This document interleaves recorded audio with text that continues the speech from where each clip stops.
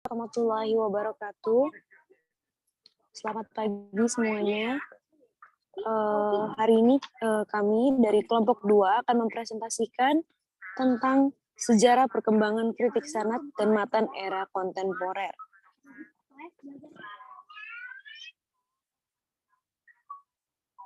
Oke, langsung aja kita ke pembahasannya. Di era Rasulullah yang akan langsung dijelaskan oleh Jelita. Jelita dipersilakan. Kalau Rasulullah ya bukan kontemporer lah, Mbak. Oh iya Ibu. Masih awal. Iya Bu, era Rasulullah. Suara saya terdengar jelas ya teman-teman. Baik, terima kasih Nafa. Jelas. Oke, alhamdulillah. Saya akan membahas tentang sejarah kritik sanad dan matan. Yang pertama pada era Rasulullah SAW. Kritik hadis ini sudah muncul sejak masa Rasulullah. Akan tetapi pada masa ini kritik hadis dilakukan dalam bentuk yang masih sangat sederhana, yaitu sebagai langkah konfirmasi saja, konfirmasi belaka. Konfirmasi yang dilakukan yaitu dengan cara para sahabat yang enggak secara langsung mendengar sebuah hadis Rasulullah, tetapi dari sahabat lainnya yang mendengarkan, maka mereka mengkonfirmasikannya dengan menanyakan langsung kepada Rasul.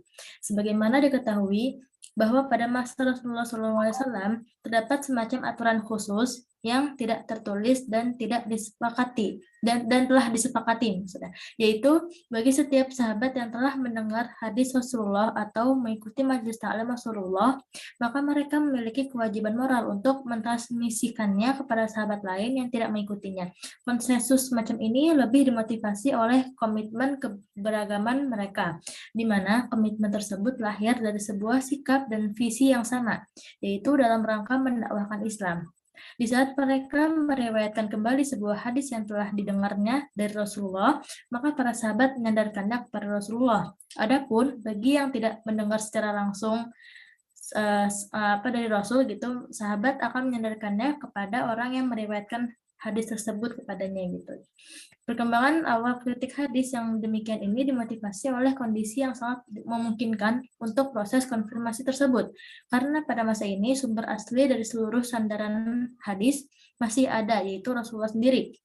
Dengan demikian, maka para sahabat secara langsung dapat mengetahui valid atau tidaknya hadis yang mereka terima.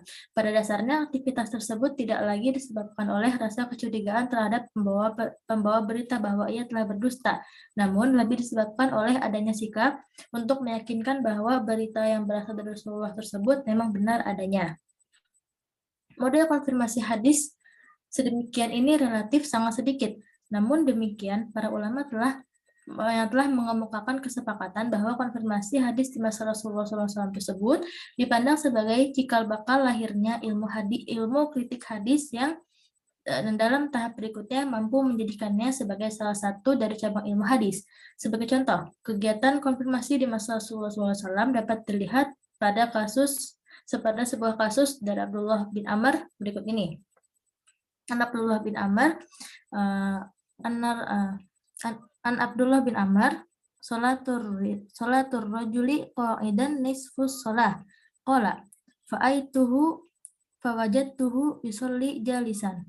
Fawada'tu yadi ala ra'sihi faqala malaka ya Abdullah bin Amr qulta huddithu ya Rasulullah annaka qulta salatur rajuli qa'idan ala nisfis shalah wa anta tusalli qa'idan. Qala ajal walakinni lastu ka'ahadim minkum. Dari Abdullah bin Amr bahwa Rasulullah SAW bersabda, sholat seseorang dalam keadaan duduk dapat bernilai separuh sholat dalam keadaan berdiri. Maka saya, Ibnu Amr, meletakkan tangan di atas kepalanya. Kemudian dia berkata, apa yang kamu lakukan ya Abdullah bin Amr? Lalu saya, Ibnu Amr, berkata, telah diceritakan kepada saya, ya Rasulullah, sesungguhnya engkau telah berkata bahwa sholat seseorang dalam keadaan duduk baginya separuh sholat. Dan Anda, Rasulullah, sholat dalam keadaan duduk. Maka berkata Rasulullah, iya akan tetapi saya tidak seperti salah seorang di antara kamu. Hadis riwayat Muslim. Konfirmasi yang dilakukan oleh Abdullah bin Amr sebagaimana yang tersebut dalam riwayat di atas adalah terjadi manakala Abdullah bin Amr menemukan ketidaksamaan antara berita yang sampai kepadanya dengan perbuatan Rasulullah SAW mengenai sholat. Berita yang sampai kepadanya adalah Rasul mengatakan sholat sunnah dalam keadaan duduk bernilai separuh sholat sunnah dalam keadaan berdiri, seolah mengatakan untuk tidak melakukan sholat sunnah dalam keadaan duduk karena nilainya lebih sedikit. Akan tetapi, pada suatu saat tertentu, Abdullah bin Amr mendapati Rasulullah sendiri melaksanakan sholat sambil duduk. Untuk itu, Abdullah bin Amr mengkonfirmasi berita yang didengarnya dengan perbuatan Rasulullah tersebut. Kemudian, Rasul membenarkan yang telah didengar oleh Abdullah bin Amr dan membenarkan juga apa yang telah dilihatnya bahwa Rasulullah sholat dalam keadaan duduk sambil memberikan penjelasan bahwa meskipun Rasulullah sholat dalam keadaan duduk, akan tetapi ia tidak sama dengan salah seorang muslim manapun. Menurut Hasjim Abbas, motif pemberitaan hadis pada masa Rasulullah SAW selain bercorak konfirmasi, juga bercorak klarifikasi, dan supaya testimoni yang target akhirnya menguji validitas kepercayaan berita atau disebut al-istisnaq. Namun, pada hakikatnya, baik klarifikasi ataupun upaya testimoni juga adalah sebagai bentuk konfirmasi, yaitu dilaksanakan dengan cara bertemu langsung dengan subjek narasumber beritanya melalui penyelidikan di lokasi kejadian, serta melibatkan peran aktif pribadi Rasulullah. Konfigurasi kritik pemberitaan terarah pada esensi matan hadis. Praktek kritik hadis dengan pola konfirmasi terus berlangsung dan berhenti dengan sendirinya ketika Rasulullah wafat. Namun meskipun Rasulullah telah wafat, bukan berarti kritik hadis telah kehilangan eksistensi dan urgensinya. Bahkan di saat tersebut, para sahabat lebih memberikan aturan-aturan untuk memperketat penerimaan hadis dari seorang periwayat.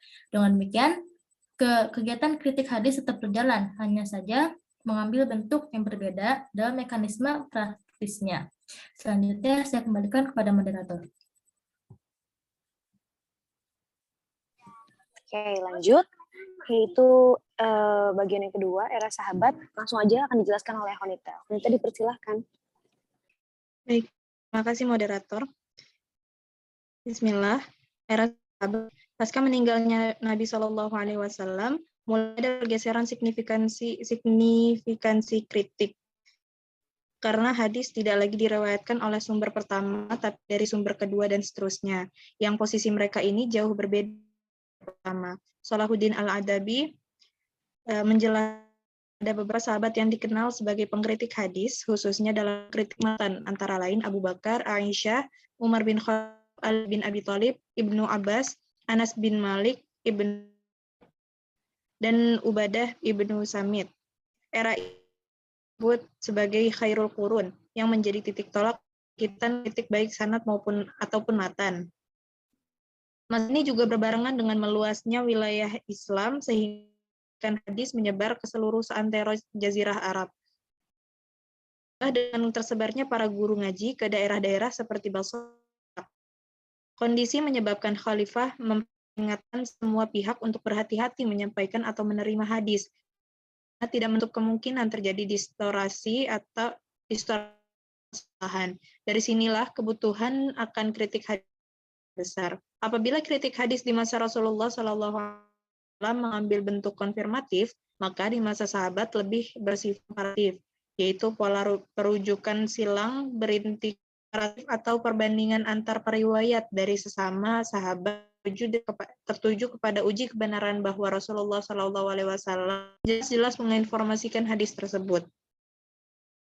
Pasca melakukan kritik tidak muncul reaksi negatif, hanya sekedar menerima koreksi pemberitaan. Model komparator periwayat ini kelak menyerupai praktek i'tibar guna mendapatkan data syahid al-hadis agar asumsi kemandirian sahabat periwayat hadis bisa dibuktikan. Ini dapat dibuktikan pada suatu peristiwa yang terjadi di masa Khalifah Siddiq radhiyallahu an dalam hadis berikut. Haddatsana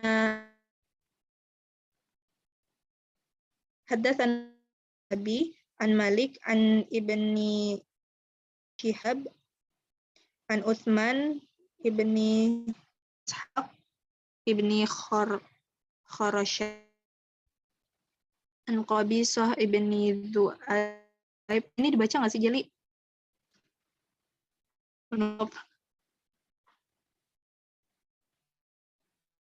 Annahu qala ja'atil jaddatu ila Abi Bakris Siddiq as'aluhu mirathaha faqala malak faqala malaki fi Allahi ta'ala syai'u alimtu laki fi sunnati Nabi sallallahu alaihi wasallam syai' farji'i hatta as'alan nas fas'alan nasa faqala Mughiratu binu Syu'bah hadartu Rasulullah sallallahu alaihi wasallam atau sudus faqala Abu Bakrin hal ma'aka ghairuka faqama Muhammadu binu Maslamata faqala mislama qala Mughiratu binu Syu'bah laha Abu Bakrin thumma jaddatul ukhra ila Umar bin Khattab radhiyallahu tas'aluhu mirathaha qal malaki fi kitabillahi ta'ala syai'un wa ma kanal qada'ul ladzi qudiya bihi li ghairiki wa ma ana bizaidin fil faraidi walakin huwa dzalika fa in ijtama'tum fihi fa huwa bainakuma yatukuma khalat bihi fa huwa la.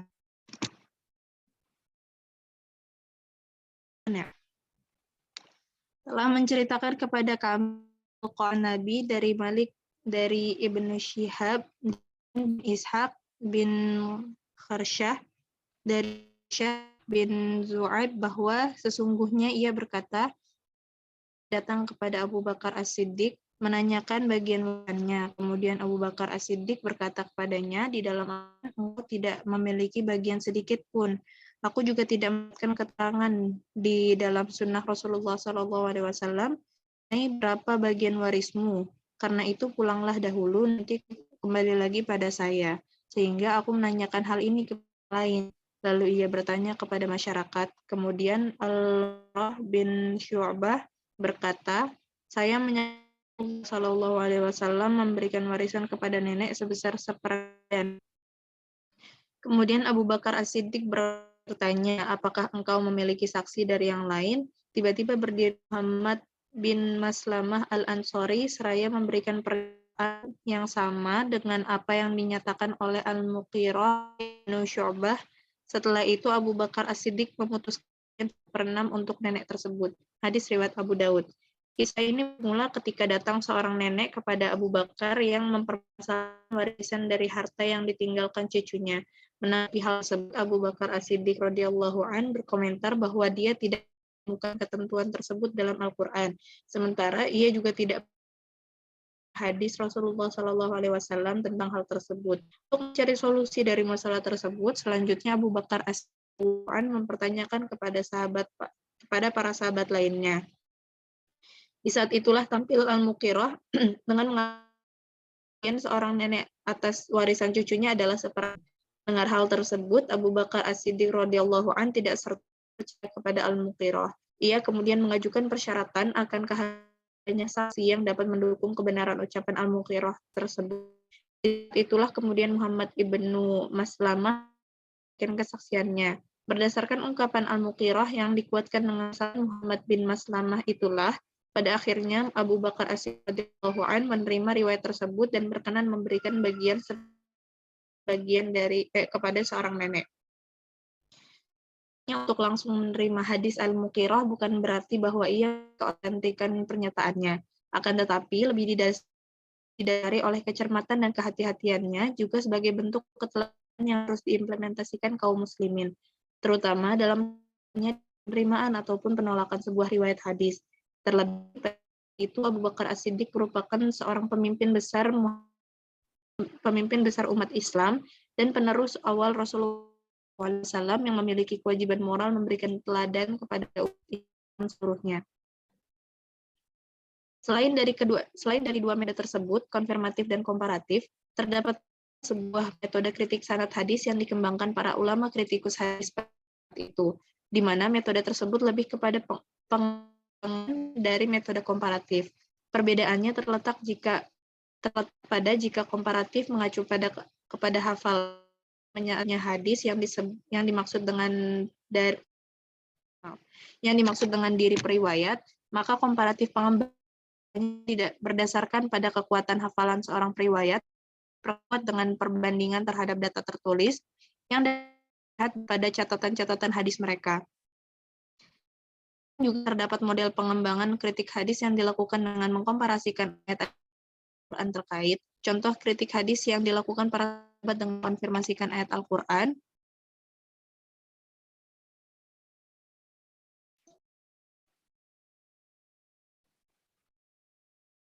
Ini ada yang salah, jadi kita baca dari sini. Nah, Rasulullah sallallahu alaihi wasallam lam yaj'al laha sukna wala faqah.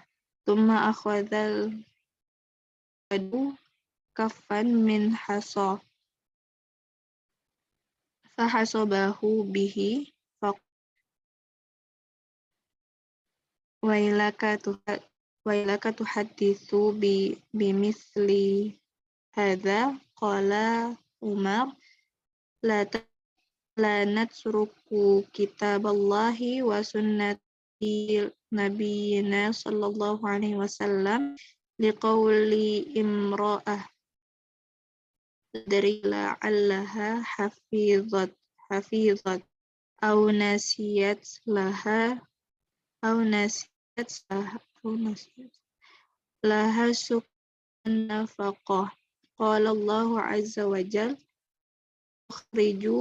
la tukhrijuhunna buyutihinna wa la yakhrujna illa ayyatina bifahishatin mubayyinah. At-Talaq ayat 1.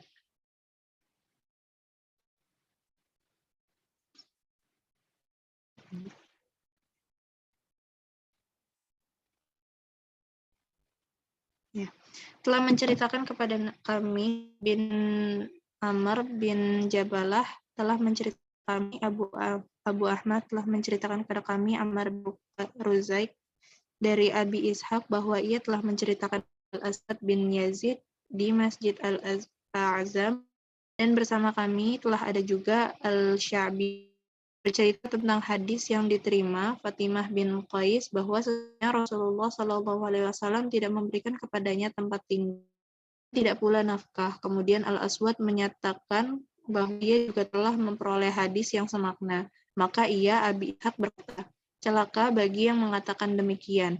Berkata Umar, tidaklah kami meninggalkan kitabullah dan sunnah Nabi SAW karena mendengar perkataan perempuan. Tidakkah tahu mudah-mudahan ia terpelihara atau terlupa baginya akan tindakkah, karena sesungguhnya Allah Azza wa Jalla janganlah kamu keluarkan mereka dari dalam rumahnya dan jangan pula mereka keluar kecuali jika mereka memperbuat kejahatan yang nyata. Hadis riwayat Muslim. Kritik yang dilakukan oleh para sahabat adalah dengan mengkomparasikan berita Rasulullah SAW dengan ayat Quran, yaitu Quran Talaq ayat 1 yang bunyinya A'udzu billahi minasyaitonir rajim bismillahirrahmanirrahim la tukhrijunna min buyutihinna wa la yakhrujna an ya'tina bifahishatin bayyinah. Al-ayah. Janganlah kamu keluar mereka dari dalam rumahnya dan jangan pula mereka keluar kecuali mereka buat kejahatan yang nyata. Riwayat tersebut mengisahkan Fatimah binti Qais bahwa ketika dirinya dinyatakan jatuh suaminya, Rasulullah SAW tidak memberikan nafkah maupun tinggal atas beban suaminya selama menjalani masa iddah. Sahabat yang mendengar berita tersebut menolaknya sebagai Rasulullah SAW karena menurut mereka bertentangan dengan prinsip Al-Quran surah At-Talaq ayat 1. Sahabat menyatakan ketegasan sikapnya dengan menyatakan, kami tidak akan mengenal ketentuan Al-Quran hanya karena ucapan seorang wanita yang mungkin lupa. Ketika dilakukan verifikasi data Fatimah binti ternyata yang bersangkutan bermula mohon kepada Rasulullah SAW untuk tidak tinggal di rumah keluarga mantan suami selama menjalani masa iddah. Dengan pertimbangan di lokasi perkampungan mantan suaminya banyak peliharaan binatang buas. Pengakuan Fatimah binti Qais riwayat yang berkembang di kalangan sahabat tersebut eksis dari persetujuannya bahwa persetujuan Rasulullah SAW itu mengisyaratkan adanya fasilitas nafkah dan tempat tinggal selama iddah talak yang menimpa dirinya. Jadi, riwayat tersebut hanya persepsi pribadi Fatimah binti Qais semata. Pernyataan Rasulullah SAW terbukti setelah para mengartikan dengan ayat Al-Quran surah Talaq ayat 1 serta penjelasan Fatimah binti Qais. Kembalikan kepada moderator. Baik, selanjutnya yaitu era tabi'in hingga abad ke-4 Hijriah. Sekitar tahun 40 Hijriah, setelah umat Islam tertimpa fitnah atas peristiwa terbunuhnya Khalifah Utsman ibn Affan, serta disusul peperangan antara Ali dan Muawiyah yang akhirnya berdampak pada perpecahan kaum muslimin. Maka hal ini berpengaruh besar pada model transmisi hadis. Fitnah yang menimpa kaum muslimin selain berimplikasi negatif dengan terkotak-kotaknya umat Islam pada garis-garis kepentingan politik, kemudian masing-masing mencari legitimasi syar'i yang mendukung kepentingan politiknya. Ternyata juga memiliki implikasi positif bagi perkembangan ilmiah kritik hadis. Bahkan momentum tersebut merupakan tonggak sejarah bagi pengembangan model kritik yang pada tahap berikutnya mulai diefektifkan penggunaannya. Terdapat banyak kasus manipulasi hadis, misalnya riwayat yang mencela Khawarij. Diprediksi bahwa riwayat ini timbul dikarenakan loyal kepada fanatisme kelompok atau aliran tertentu, sehingga mendorongnya memasukkan hadis untuk menopang alirannya serta untuk menyerang kelompok musuhnya. Nah, diantaranya adalah sebagai berikut.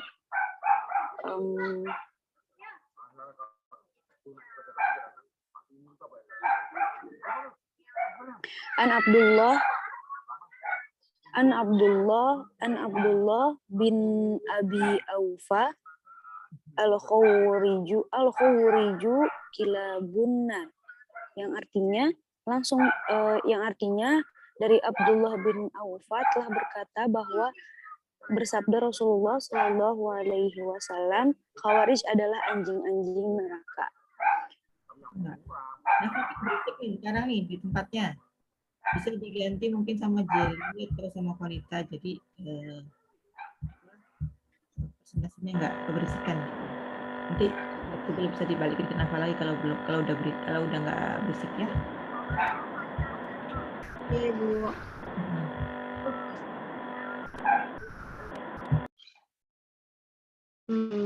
Baik, saya ambil alih ya. Bismillahirrahmanirrahim.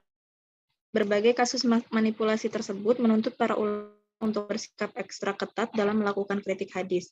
Jika pada tahunnya upaya kritik hadis dilakukan para ulama di lingkup satu daerah saja, maka pada masa ini rihlah ilmiah ke berbagai pelosok daerah intensif dilakukan, sehingga akhirnya bermunculan kritik dengan tokoh-tokoh kritikus termasyhur yang memutuskan. Adapun pusat aktivitas kritik dan tokoh kritikus dimaksud antara lain 1. Sufyan ats-Tsauri di Kufah, 2. Malik bin Anas di Madinah, Syu'bah di Wasit, 4. Al-Auza'i di Beirut, 5 Hamad bin Salamah di Basrah, 6 bin Sa'ad di Mesir, 7 Hamad bin di Basrah, 8 Abdullah bin Mubarak Marwah,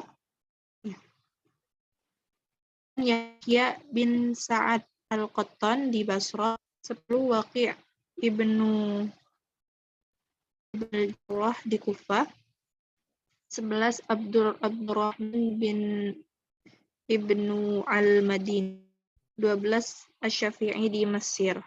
Tokoh-tokoh kritikus hadis tersebut adalah tokoh-tokoh abad 2 Hijriyah. Ada tokoh-tokoh kritik hadis abad 3, diantaranya adalah 1 Yahya ibnu Ma'in, Ibnu Hambal, Khair ibnu Harb di Baghdad, lalu 2 bin Al-Madini, dan Ubaidullah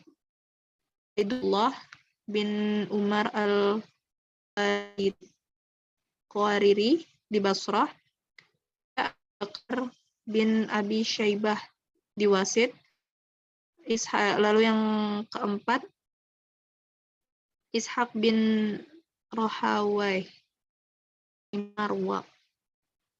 Dari tokoh-tokoh abad 3 inilah pada tahap perkembangan berikutnya muncul ilmu hadis istimewa dalam bidang kritik hadis seperti Al-Zahabi, Ad-Darimi, dan Al-Bukhari, Abu Zur'ah Ar-Razi, Abu Hatim Ar-Razi, Muslim Ibnu Al-Hajjaj An-Naisaburi, Ahmad Syu'aib. Terdapat indikasi tentang metode kritik hadis masa abad 2 dan 3 Hijriyah, yaitu 1. Hadis dari orang yang selalu memperturutkan ambisinya atau hawa nafsu. 2. Tidak meriwayatkan bodoh yang dengan kebodohannya itu kemudian akan membuat kebodohan nama Rasulullah SAW. Tidak meriwayatkan hadis dari seorang yang sebenarnya baik amal ibadahnya, tapi hadis yang diriwayatkannya itu tidak terkenal atau umum. Dapat dikatakan bahwa model pelaksanaan kritik hadis di masa dan tabi'in sesungguhnya hampir mirip dengan pelaksanaan kritik hadis sahabat, yaitu bercorak komparatif, baik dibandingkan hafalan dan pribadi si periwayat atau tentu saja dengan ayat-ayat suci Al-Quran dan hadis-hadis Rasulullah SAW. Akan tetapi, perbedaan antara kedua ini adalah adanya sebab yang melatar belakangi dilakukan hadis, di mana pada masa sebelumnya kritik hadis lebih digunakan karena adanya khusus yang terjadi di masyarakat, sedangkan pada masa tabi'in dan setelahnya lebih karena keinginan untuk mengumpulkan hadis-hadis Rasulullah SAW sebagai ilmu pengetahuan. Adanya berbagai peraturan dalam periwayatan tersebut lebih dimotivasi oleh situasi dan kondisi sosial kultur, di mana perjalanan sejarah hadis itu sendiri yang masih terhadap adanya kasus manipulasi. Dengan demikian, berbagai metode kritik hadis tersebut dimaksudkan untuk menjaga keaslian dan hadis-hadis Rasulullah SAW. Kondisi semacam ini terus berkembang hingga proses yang dilakukan secara besar-besaran pada abad ketiga Hijri. Adapun pada abad keempat, para ulama mencurahkan sebagian besar dan ilmuannya untuk menyeleksi kredibilitas pribadi perawi. Dari perhatian ini terbukukannya biografi para perawi hadis, menghimpun berbagai informasi terkait pribadi hadis. Ulama yang menyumbangkan dedikasinya dalam yaitu Ibnu Huzaimah, Al-Uqaili, Ibnu Abi Hatim Ar-Razi, Ibnu Uqdah.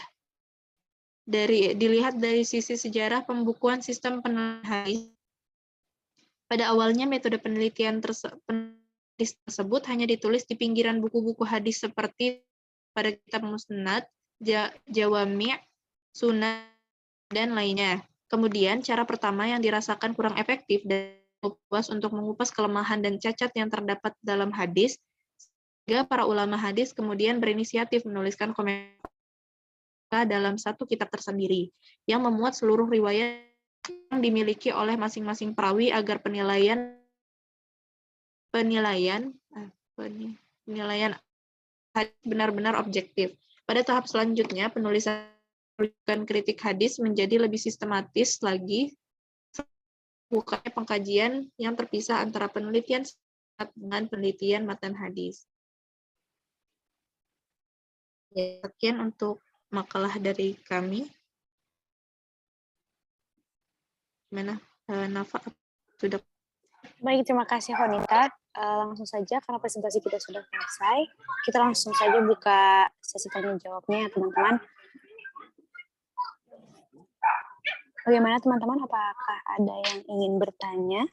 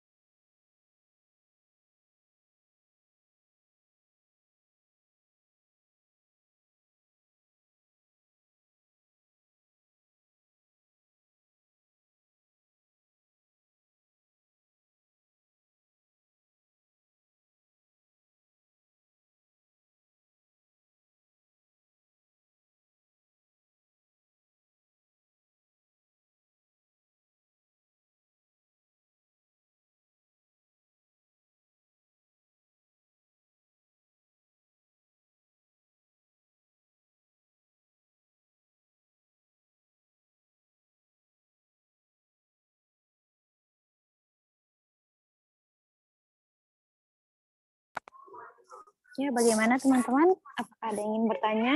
Atau dari Mia boleh? Atau Minhatul Maula? Masih ditunggu ya teman-teman yang ingin bertanya.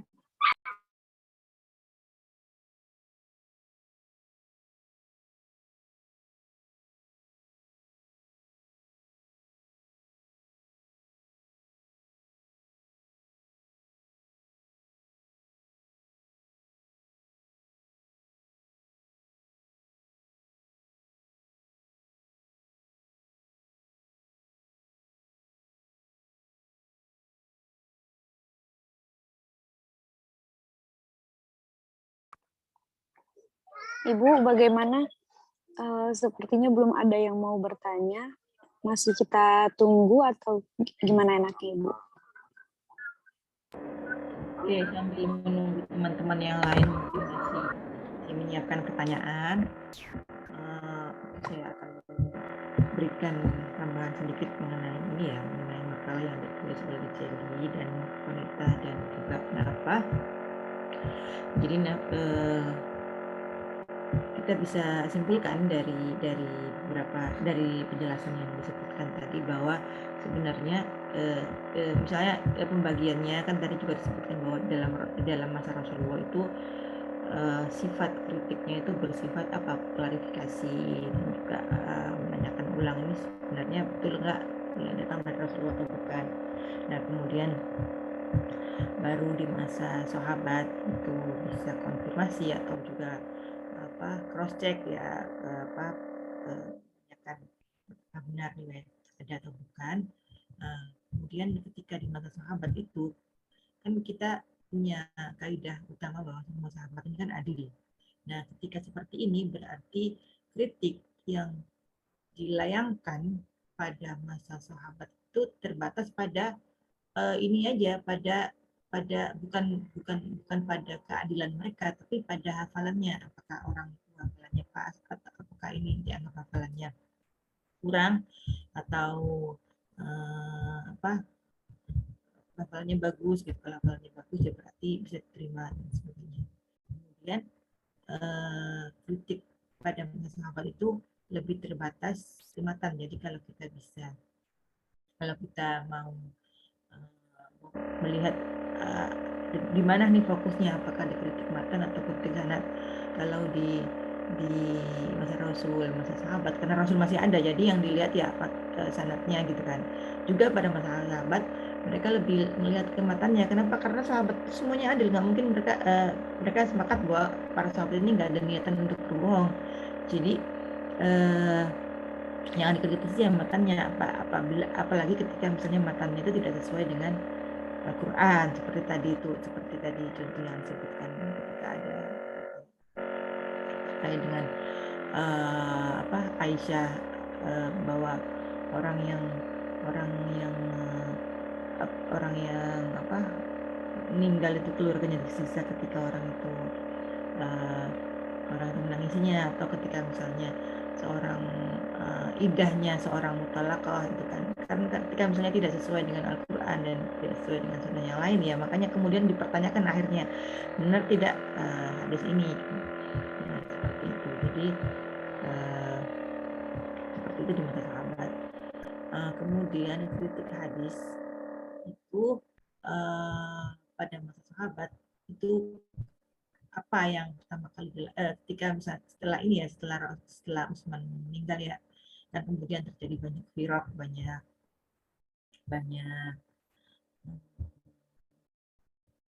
banyak aliran pemikiran. Kemudian yang mereka lakukan ya tentu saja pertama kali melihat apakah orang tersebut punya kecenderungan pemikiran, misalnya apakah orang tersebut punya cenderung ke Khawarij atau misalnya Syiah dan sebagainya, dilihat dulu apakah menurut dia misalnya tidak ada kecenderungan, misalnya orang ini netral ya, maksudnya nggak ikut kelompok masuk mana-mana, ya berarti dilihat perilakunya, apakah dia ini termasuk orang yang jujur atau suka berbohong atau tidak, atau gimana gitu kan, apakah dia ini termasuk pada orang yang suka ngarang-ngarang cerita gitu kan, karena salah satu hadis maudhu itu kan dimulai dari cerita-cerita itu kan, cerita-cerita kemudian dianggap bahwa cerita itu datang dari Nabi, dari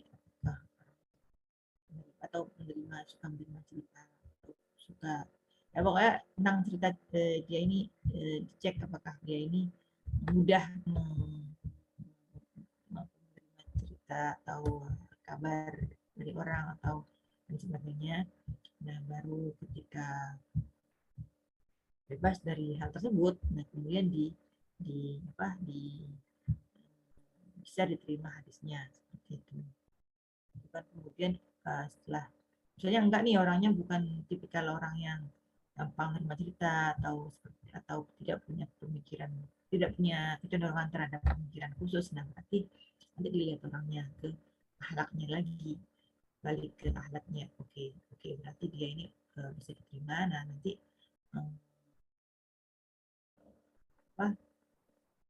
dilihat ke apakah dia pelupa atau dia ini fasik, atau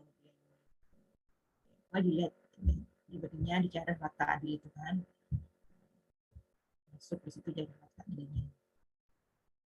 Oke. Nah sekarang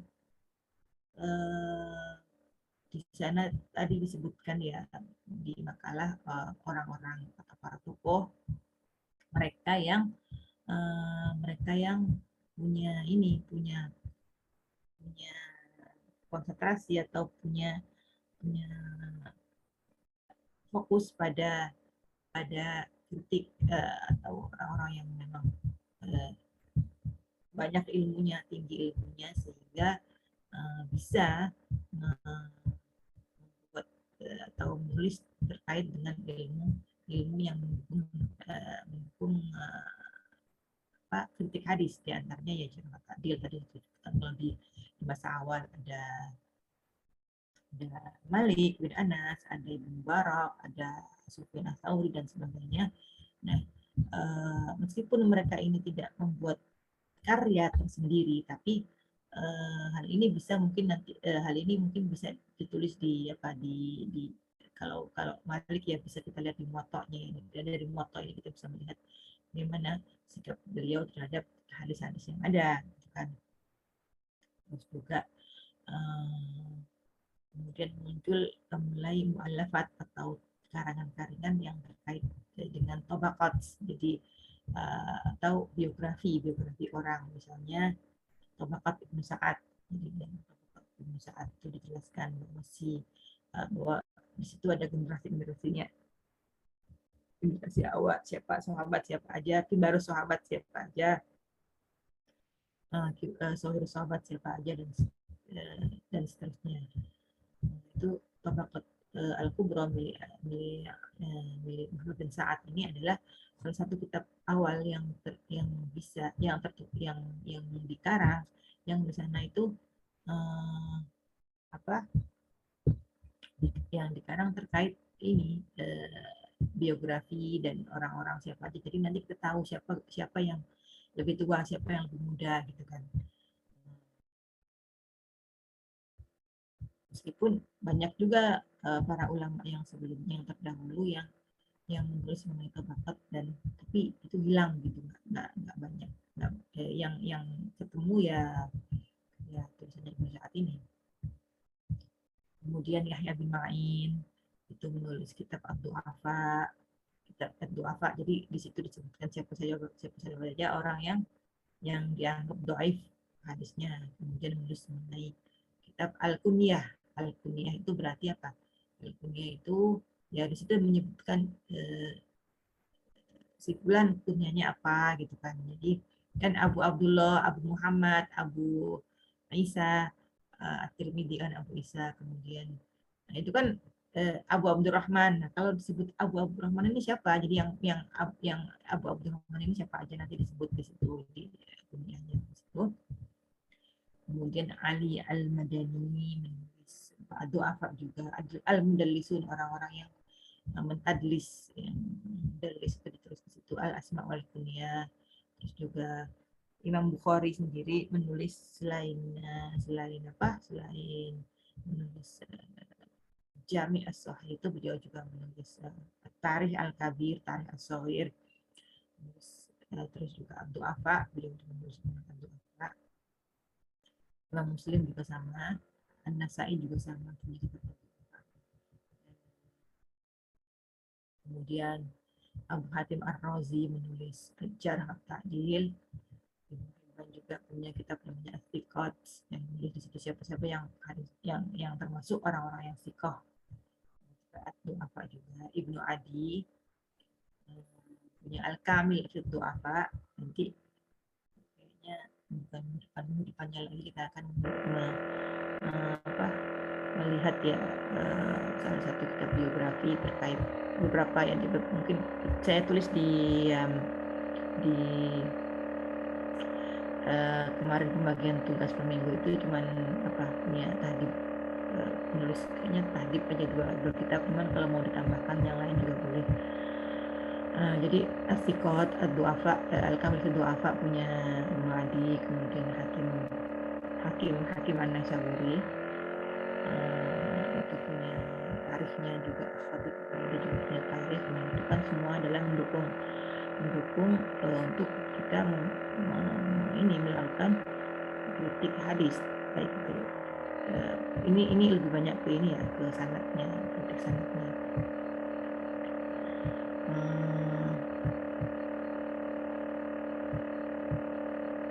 Sampai abad ke-8 misalnya kayak Ad-Dahabi juga menulis tahdib, Mizanul I'tidal, Tadbiratul Kufat dan sebagainya. Kemudian Ibnu Hajar juga punya tahdib abad ke-8. Nah ini semua adalah kitab-kitab yang kita bisa pakai sebagai rujukan awal untuk menentukan orang tersebut sanadnya bagaimana, orangnya statusnya bagaimana, sehingga kita bisa melakukan kritik terkait sanad. Kemudian tentu saja ada juga kitab yang rujukan dalam kritik si hadis yang bukan terkait orang tapi terkait ilmu hadisnya. Hadis kan kemarin kita juga udah belajar siapa saja menulis mengenai ilmu hadis ya. Salah juga agak belakangan.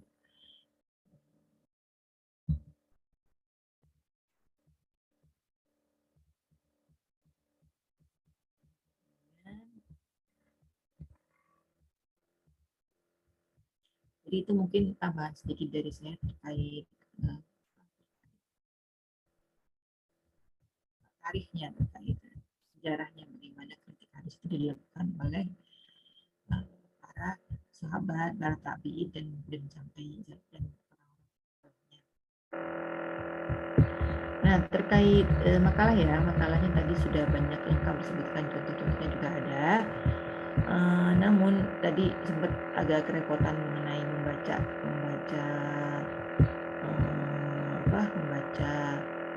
matan hadisnya. Hadis. Ya, itu sebetulnya gampang kalau kita bisa saya kasih lihat.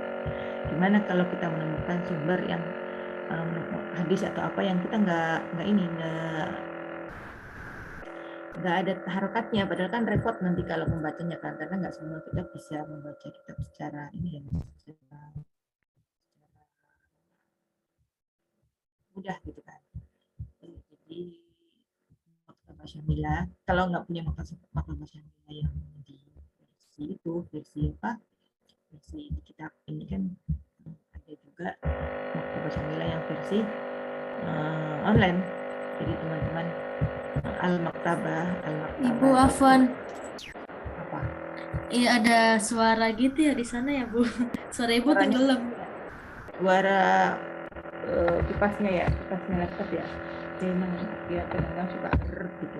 Oke, nggak apa-apa. Kita teruskan aja. Yang penting teman-teman bisa lihat. Jadi al-maktabah ini kita bisa lihat di sini. Nanti cari kitabnya. Kalau tadi kan hadisnya ada di Abu Daud ya. Saya lihat satu itu Abu Daud, jadi saya cari di sini. Iya Bu, Abu Daud. Maktabah. Dicari.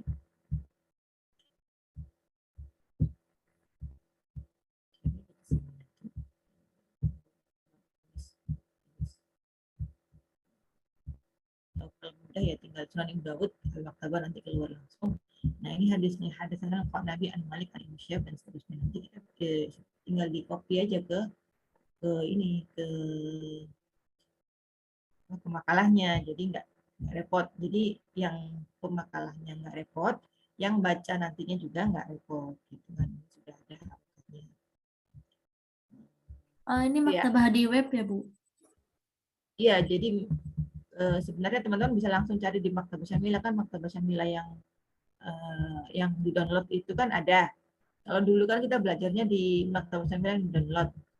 Cuman kan kadang-kadang laptopnya semua orang tuh nggak kuat karena dia besar kan, nggak apa Iya bener Bu. memorinya nggak cukup kan.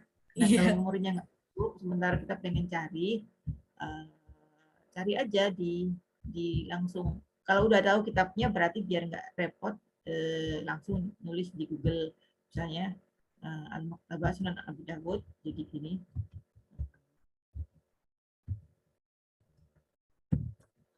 Nah kayak gini kan langsung nanti bisa keluar di sendiri, buka.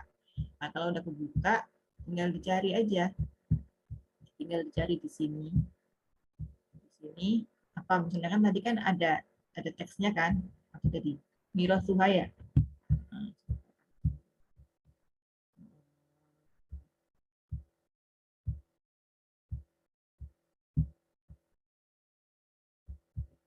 Boleh di copy aja, terus nanti bisa di ya pokoknya inilah nanti keluarnya ke sini. Tinggal nanti dimasukkan ke dalam makanannya, jadi biar ya sama At-Tirmidzi juga nanti bisa dicari lagi. Ini banyak kitabnya, semuanya ada di sini. Kalau mau ambil maktabah berarti nanti nyarinya di sini. Jadi ini salah satu caranya biar enggak susah kalau mau nyari hadis atau nyari apa yang butuh harkatnya atau yang lainnya. Dengan Daud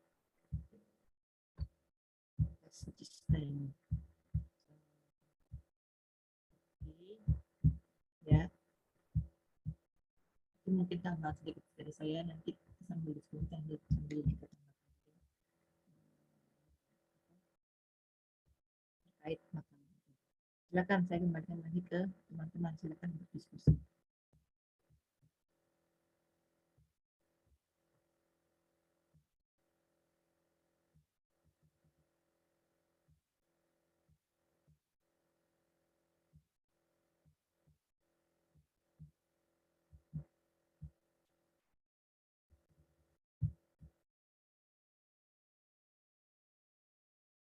Jadi mungkin nanti nama-nama kitab yang tadi saya sebut dan sebagainya bisa ditemukan di makalah yang tadi tambahan untuk nanti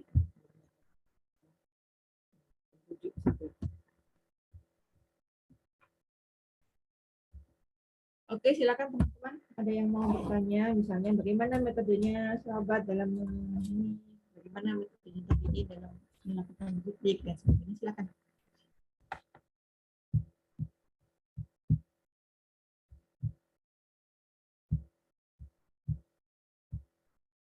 Ibu mau nanya. Saya kalah. Aduh, Makalannya ya. nggak penasaran aja Bu tentang yang Fatimah bin itu binti Qais. Oh, Kan yang hadis yang tadi. ini apa?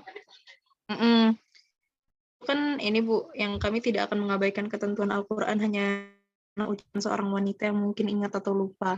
Nah itu sebenarnya wanitanya itu ditekankan nggak sih Bu, atau kan aja Fatimah binti Qais itu perempuan dan yang memang gimana gitu? Memang apa ya, dianggapnya perempuan wanita memang tidak bisa untuk menjadi hadis yang baik gitu Bu. Ini ya. Karena emang ayatnya aja yang kalau kita lihat sejarahnya kan memang sumber utama hadis itu juga justru perempuan, justru istri-istri Nabi yang riwayatkan hadis kan. Jadi mungkin kita bisa lihat mungkin kita nggak apa ya, kita nggak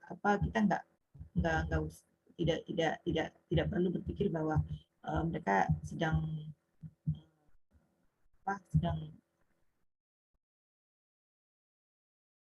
menjelekkan wanita secara keseluruhan gitu. Mungkin jadi mungkin pribadinya mungkin si Fatimah bin Qais itu mungkin lupa atau apa. Jadi memang kalau misalnya dilihat dari membaca teks tadi itu secara tekstual, jadi kayak ini ya, maksudnya agak seolah-olah mendiskreditkan atau gimana ya. Cuman ini memang jadi masalah ketika kita membaca sebuah teks yang kita nggak familiar dengan penulisnya, gitu. Kita nggak familiar dengan orang yang mengatakan seperti itu. Kalau misalnya kita nih, misalnya wanita nih familiar dengan saya, makanya ketika saya mengatakan sesuatu dilihat dari dulunya beliau begini, jadi nggak mungkin beliau mengatakan kayak gini gitu kan. Nah tapi kalau misalnya melihat teksnya doang tapi tidak mengenal utuh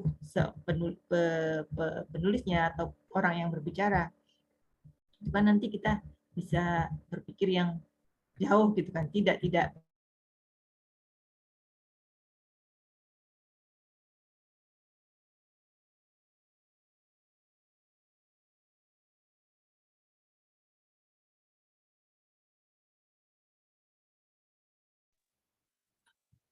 Halo,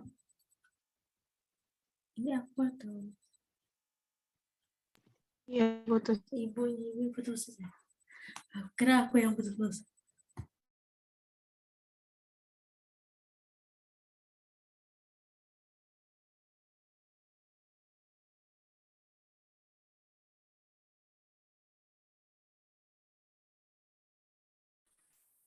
Jadi saya keluar ya barusan. Iya Bu. Oke, saya ulang lagi bahwa karena kita tidak bisa mengerti gaya bicara seseorang, kan gaya bicara seseorang kalau nggak deket gitu kan, kalau cuman membaca kayak gini kan kita anggap orangnya misalnya kurang ramah terhadap perempuan atau dan sebagainya. Tapi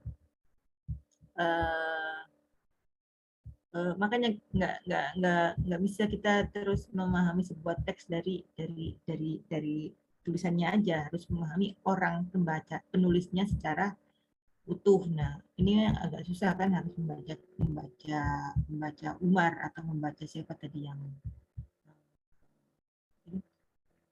Umar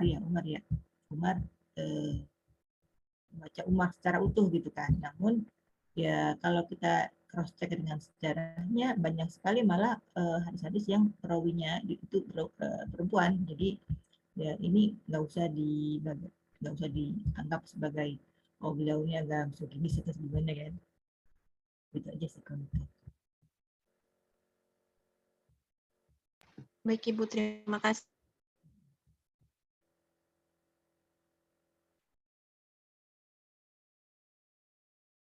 Oh, yang mengatakan seperti itu adalah ini ya,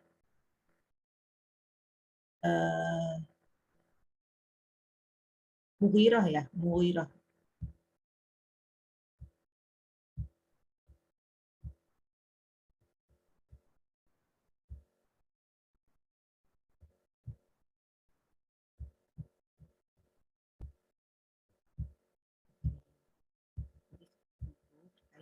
Hadis yang itu riwayatnya bisa ada di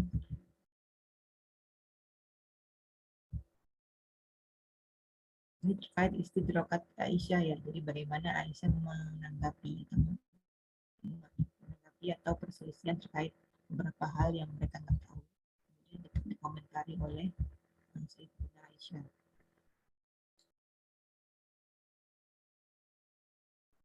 Jadi banyak sekali sebenarnya Sayyidatina Aisyah itu memberikan komentar atas hadis yang ini beliau dengar, beliau nggak dengar. Nah, baru dengar ketika Rasulullah sudah nggak ada. Nah, kemudian baru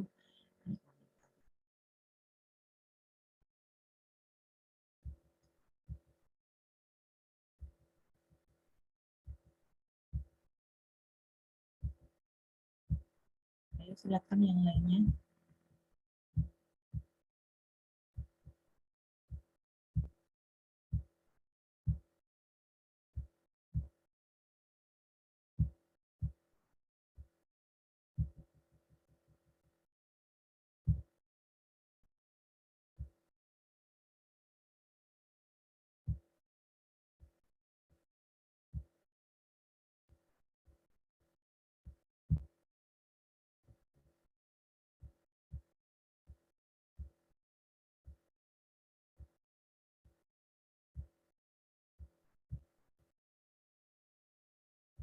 Jadi perselisihan dalam hadis itu kita bisa lihat kalau teman-teman udah belajar kayaknya terkait ini. Kadang-kadang orang tuh dengar hadis itu cuma setengahnya aja gitu. Akibatnya dia memahaminya tidak secara utuh.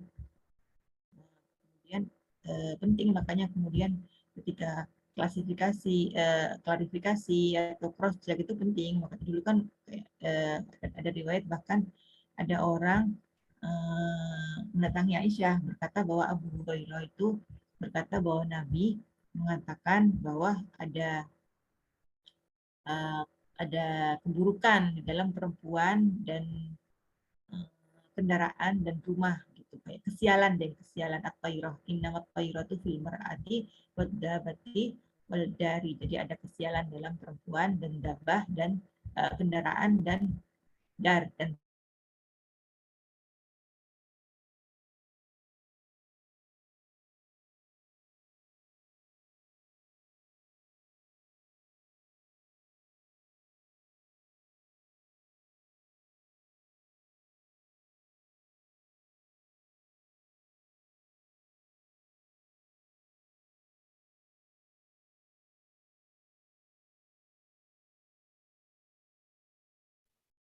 Ibu dan pemakalah izin bertanya.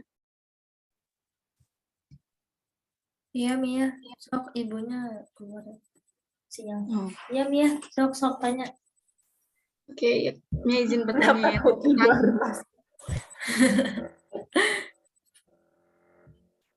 ya silakan. Ya tadi itu saya ngobrolin mengenai kesialan.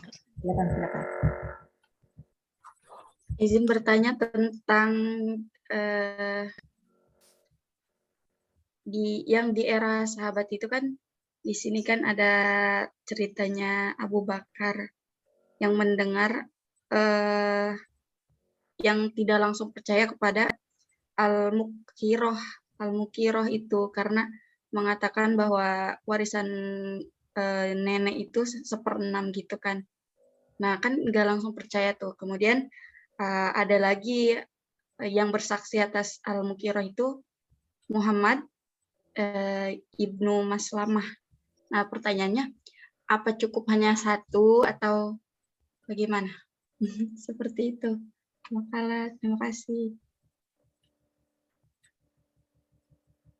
Baik, Mia.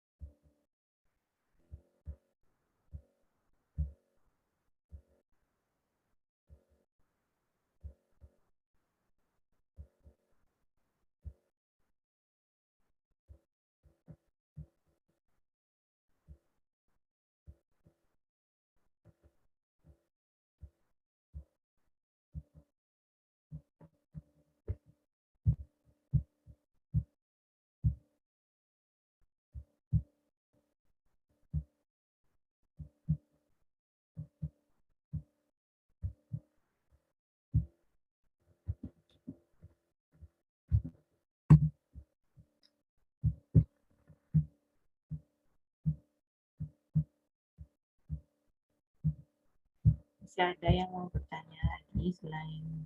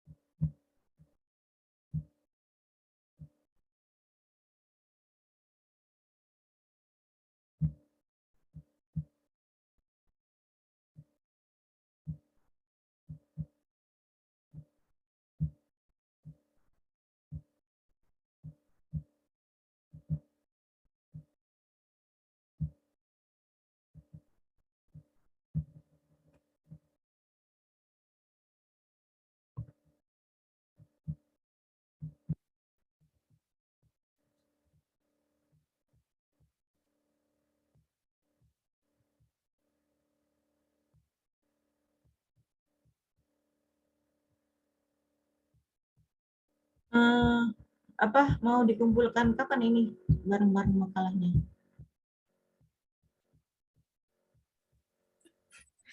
Kemarin sih kesepakatannya minggu depan itu, cuman nggak tahu teman-teman gimana, jadi nggak minggu depan.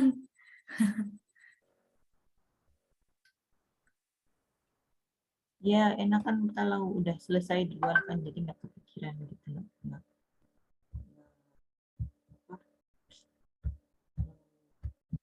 Kalau misal, jadi orang-orang tuh bisa baca dari awal gitu loh. Maksudnya kalau mereka sempat baca, jadi bisa baca sampai makalah ke-9, makalah ke-10 gitu kan. Jadi orang-orang tuh nggak nunggu sampai. Biasanya kalau misalnya dibebasin aja tuh biasanya bakalan sehari ini baru jadi gitu kan. Makanya saya pengen selesain biar enak, biar saya bisa koreksi juga, bisa nanti tolong tambahin ini gitu.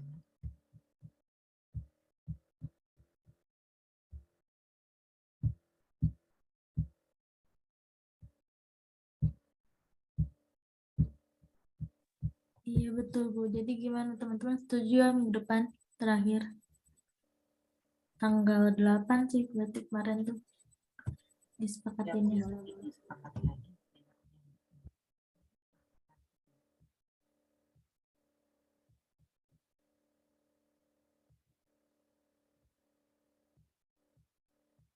Jadi makalahnya sudah oke, cuman tadi aja ya saya minta ditambahin nama kitabnya.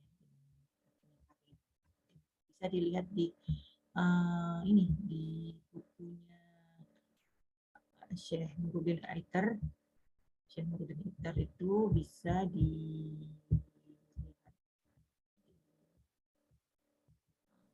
Ibu suaranya hilang hilang timbul. Itu revisi yang tadi ya Bu? Tambahin ya, kitab itu. ya tambahin aja biar kan itu cuman disebutkan orang-orangnya kan. Iya benar.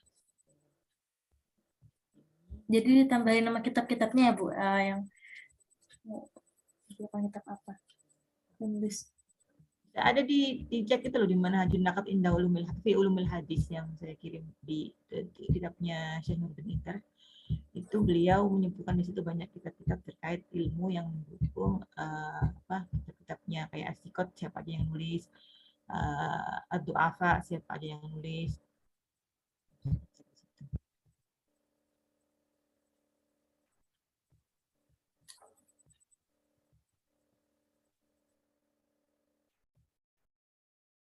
Ini masih belum dijawab ya pertanyaannya ya. Silakan saya. Yang lainnya mau nanya juga boleh, atau yang lainnya mau ikut dan jawab juga boleh. Jadi biar rame diskusinya, biar nggak ini aja gitu.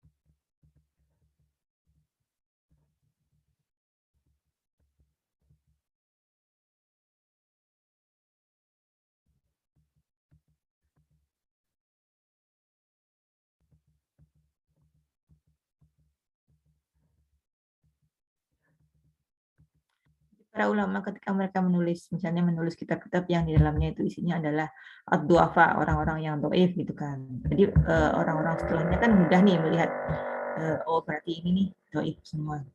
Terus gimana statusnya orang-orang yang namanya nggak disebutkan di situ? Apakah dia ini langsung masuk di kategori sikoh, atau apa gimana gitu kan? Ya tentu berarti itu sisa bagi orang yang datang setelahnya untuk mengecek ulang orang-orang yang nggak masuk di kitab Ad-Du'afa ini, berarti orangnya gimana, perlu diteliti lagi. Jadi kalau misalnya ada di Ad-Du'afa gitu kan, masuk ke kitab tersebut, berarti ya udah langsung di ini ya, maksudnya ke hadisnya ya berarti kita berhati-hati terhadap hadis yang diriwayatkan orang tersebut. Kalau orang yang namanya nggak masuk ya kita cek lagi, harus dicek lagi para ulama bagaimana dia sikapnya, gimana hidupnya, dapat hadis berguru dari siapa dan sebagainya.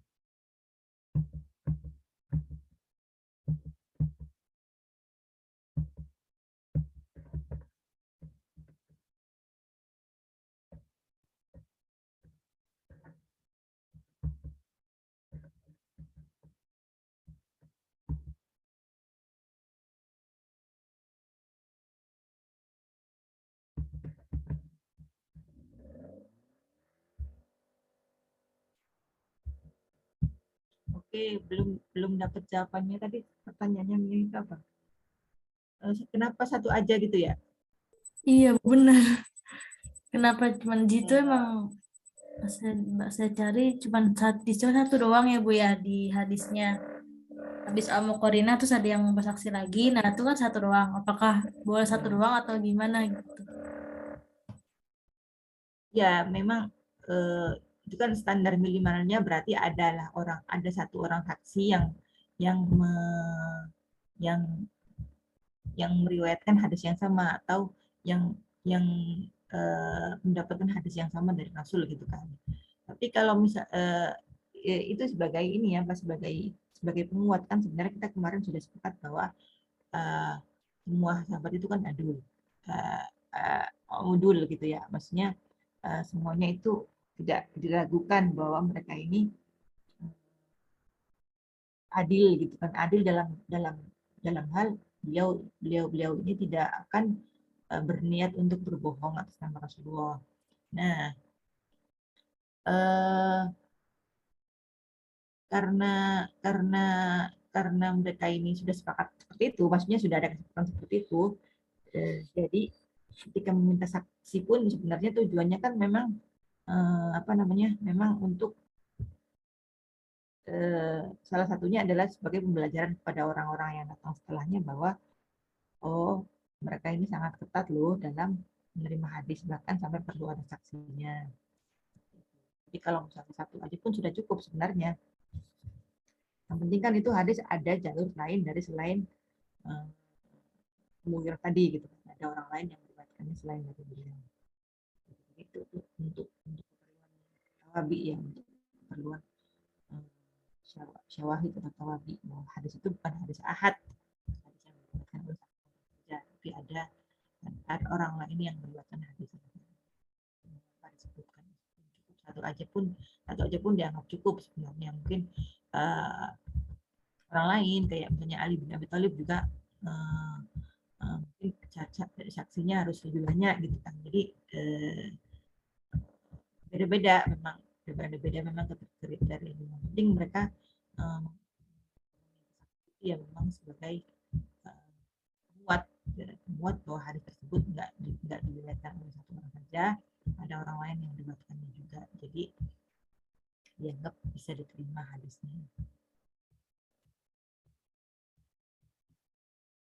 Ya silakan, yang lain silakan kalau mau menambahkan. Ini pada kemana pagi-pagi nggak ada suaranya? Udahlah, nggak ada suaranya, nggak ada videonya pula.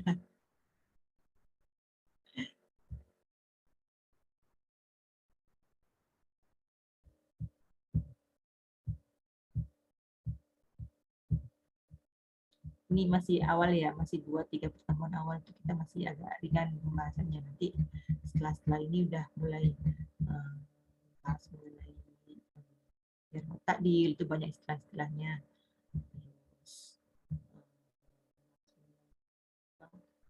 Kriteria ilat, kriteria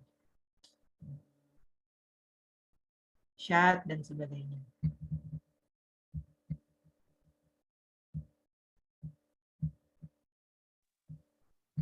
Ibu, saya boleh izin bertanya nggak?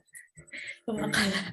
Jadi sebenarnya Kayaknya karena bikin makalahnya jadi membaca.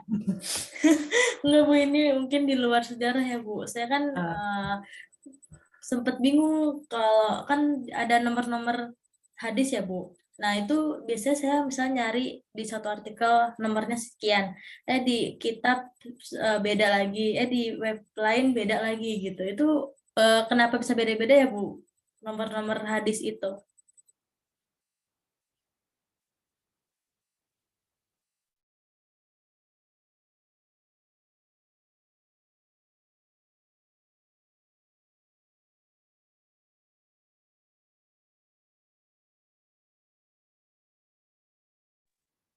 Halo Ibu. Iya.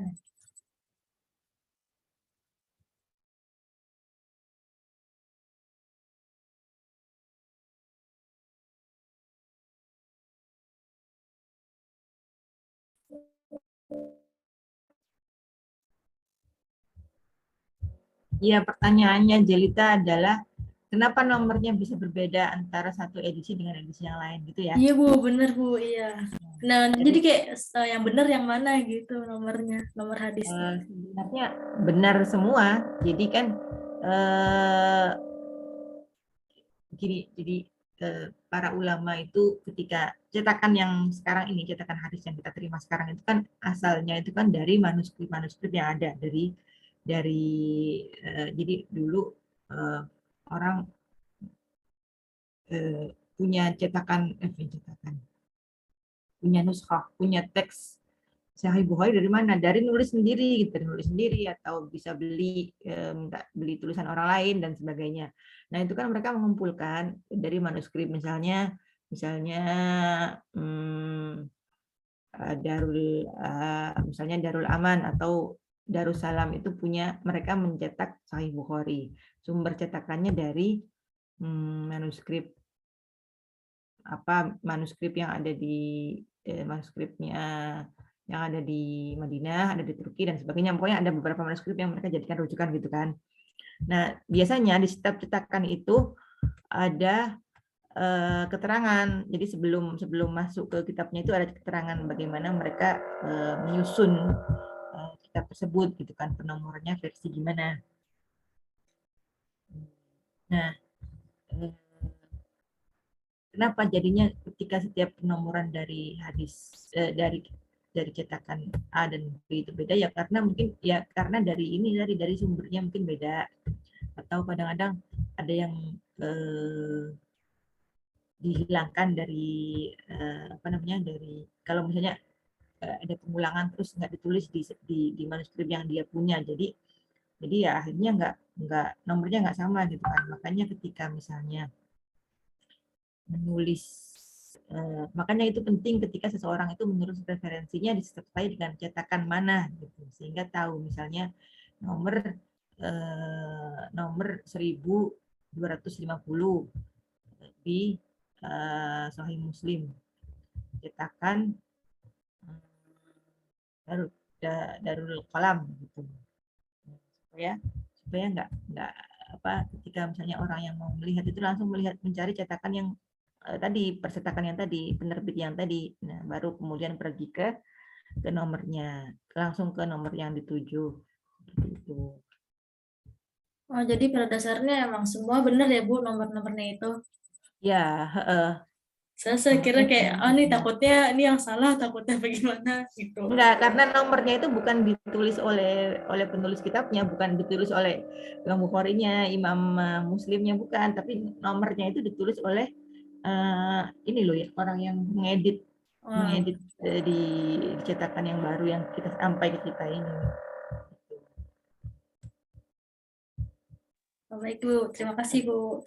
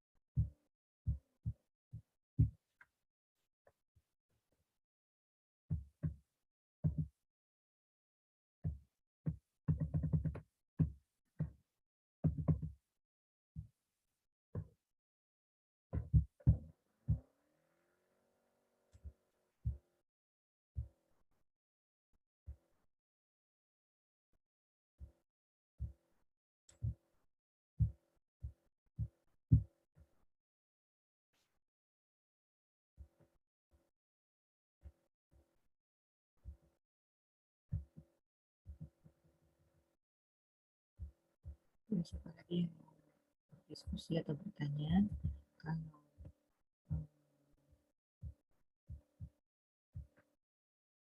ada, nanti kita akan mengenai Ibu suaranya tenggelam Bu. Ibu nggak kedengeran. sebentar saya pindah handphone aja deh sebentar.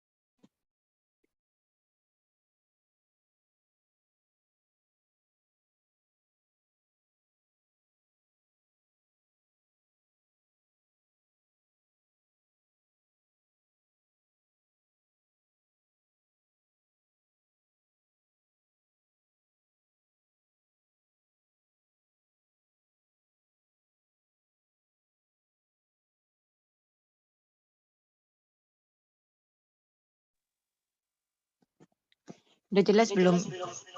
Oh, kok jadi 2?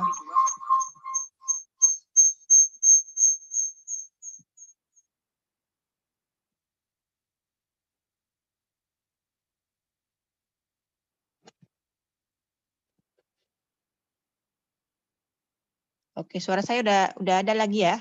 Tadi kayaknya Nah, putus. Bu, ada, Bu. Enak Bu, enak. Enak, jernih, Bu. Oh, jadi kayaknya jangan pakai laptop. Oke. Tadi sampai mana tadi? Sampai ini ya, terkait mengenai kitab-kitab sudah.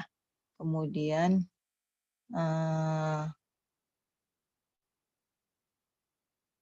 jadi sebenarnya kalau kritik, kalau misalnya sebuah hadis itu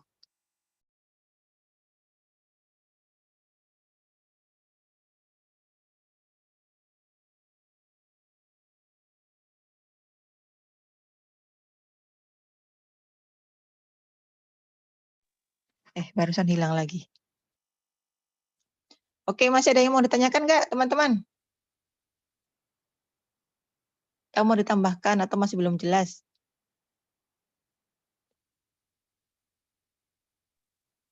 Bagaimana teman-teman? Mungkin sepertinya sudah tidak ada, Ibu.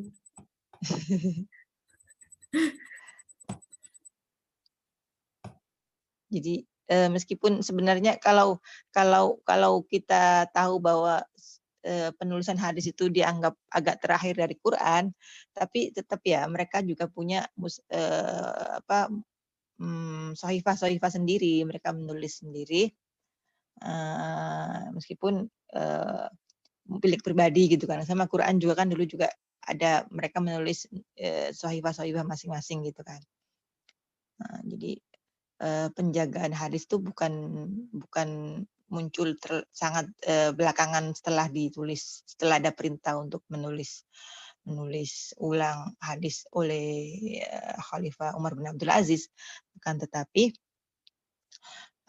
dari awal pun para sahabat juga sebagian mereka punya, selain ini ya, selain dari hafalan, mereka juga punya sahifah masing-masing. Dan ini akan menjadi salah satu faktor yang kita tidak bisa pungkiri pentingnya dia untuk untuk penjagaan hadis. Baru ketika abad ketiga kesini, yang ketika itu sudah ada kutubul mutun, jadi ketika hadis itu sudah ditulis di Muwatta atau di Sunan atau di Sahih, baru orang akhirnya tidak cuman dulu kan awalnya bergantung pada hafalan aja ya, sangat bergantung pada hafalan, tapi setelahnya sudah ditulis hadis itu mereka udah mulai bergeser, nggak cuman hafalan tapi juga di tulisan.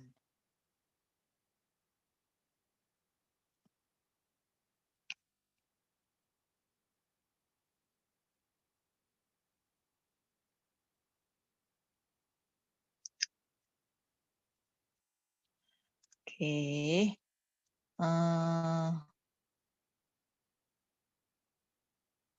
Kalau tidak ada mungkin bisa ini ya, bisa langsung disimpulkan oleh teman-teman. Kira-kira apa yang kita sudah pelajari bersama pada pagi hari ini. Silakan cerita atau Nafa.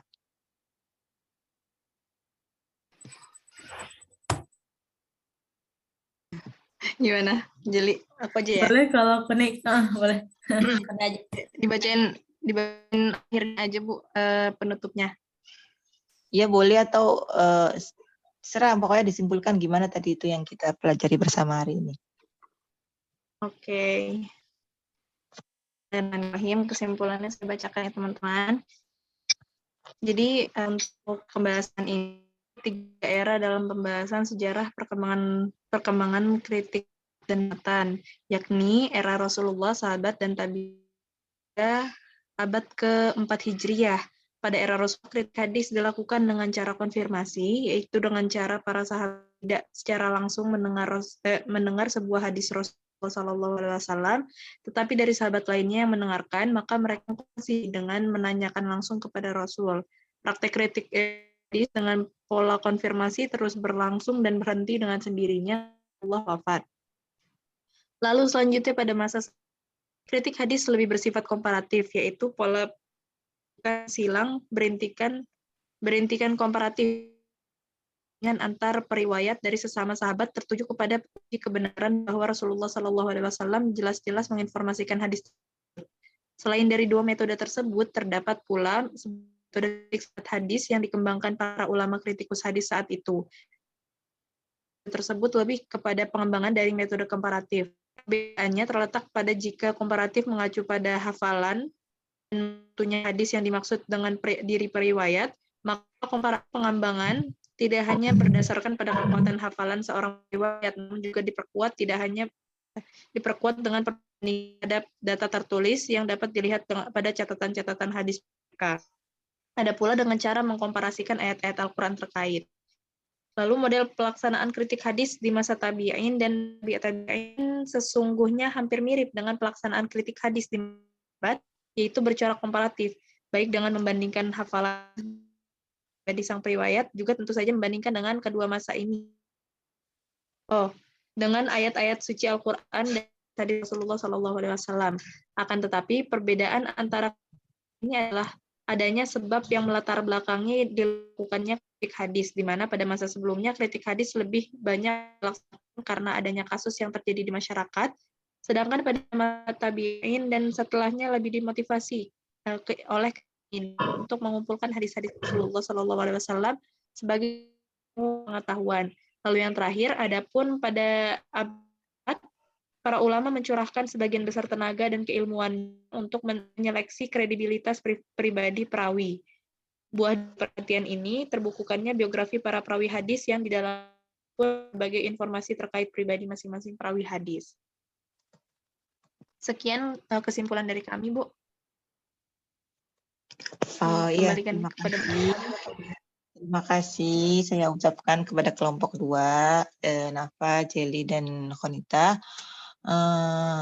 Nanti selanjutnya itu kita akan belajar mengenai, kita udah ini ya masa awal ya, kalau nanti itu selanjutnya kita akan belajar mengenai bagaimana kritik hadis di masa yang kontemporer atau belakangan ini, masa modern. Jadi kita bisa lihat nanti di minggu depan bagaimana prakteknya, apakah masih apakah berkembang atau berbeda metodenya atau bagaimana, nanti kita bisa pelajari bersama. Saya harapkan teman-teman aktif ya. Kalau nggak aktif nanti saya tunjuk duluan aja sebelum mulai presentasi, nanti saya tunjuk dulu siapa-siapa yang nanti bagian ini diskusi atau bagian pengkritisinya, berapa orang gitu. Jadi ini sudah semester tinggi, semester 6. Saya harapkan aktif sendiri gitu, tidak perlu ditunjuk. Sudah aktif dalam berdiskusi, karena kan saya cuma mandunya aja ya. Jadi saya paling nanti nambahin sedikit-sedikit aja. Tapi keaktifan teman-teman juga harus didukung oleh pemakalah sendiri ketika misalnya paling nggak ngasih makalahnya dari jauh-jauh hari, jadi biar dibaca dan dicek-cek ulang sama teman-temannya. Itu aja mungkin ya dari saya. Cukup. Mohon maaf atas segala kekurangan. Kita tutup pertemuan kita kali ini dengan bacaan doa kafaratul majelis. Subhanakallahumma wa bihamdika asyhadu an la ilaha illa anta astaghfiruka wa atubu ilaik. Semoga apa yang kita pelajari hari ini bisa bermanfaat ya, dan bisa nanti dikembangkan lagi pembacaannya terhadap mata kuliah kritik hadis ini. Jadi memang ini masih dasar, jadi saya cuman kasih yang dasar-dasarnya aja, yang nanti bisa dibaca sendiri artikel-artikel atau buku-buku terkait kritik hadis, karena banyak sekali memang karangan terkait kitab-kitab terkait kritik hadis ini. Sekian dari saya. Wassalamualaikum warahmatullahi wabarakatuh. Waalaikumsalam Waalaikumsalam warahmatullahi wabarakatuh. warahmatullahi wabarakatuh. Terima kasih banyak, Bu Nurul. Ya, sama-sama.